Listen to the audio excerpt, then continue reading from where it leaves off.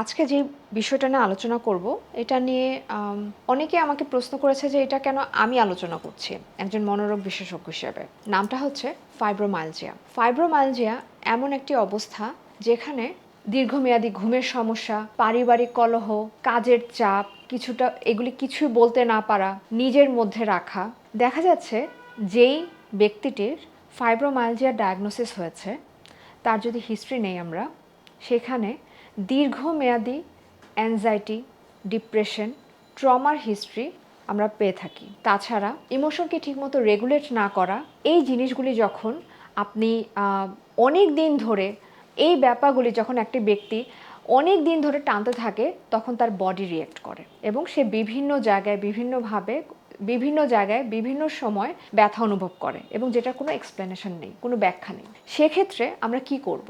যখন ব্যক্তিটি আসে না আমাদের কাছে, হিস্ট্রি নেওয়া হয়, সব কিছু নেওয়া হয়, শুধু মেডিকেশনের উপর আমরা ডিপেন্ড করি না, তখন তাকে আমরা কিছু লাইফস্টাইল মডিফিকেশনের জন্য কিছু পরামর্শ দিয়ে থাকি। যেমন তার ঘুমের স্লিপ হাইজিন মেনটেন করতে হবে।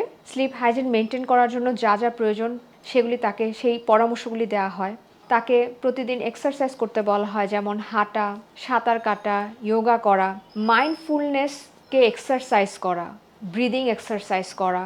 এবং যদি কোনো ধরনের স্ট্রেসের মধ্যে থাকে, তার যে নিকটস্থ বা তার সবচেয়ে আপনজন যাকে সে বিশ্বাস করতে পারবে তার সাথে এই বিষয়গুলিকে নিয়ে আলোচনা করা। কোনো ধরনের পারিবারিক কলহ থাকলে বা পার্টনারের সাথে কোনো ঝামেলা চললে আমরা বলি যদি নিজেদের মধ্যে যদি এই সমস্যার সমাধান করতে না পারে তাহলে কাউন্সেলিংয়ের হেল্প নেওয়া।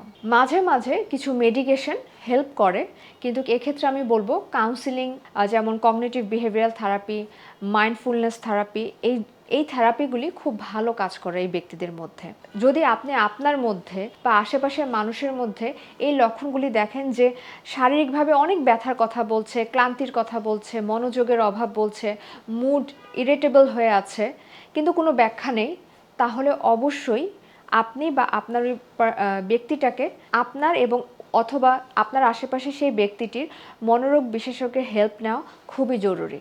ধন্যবাদ, ভালো থাকবেন।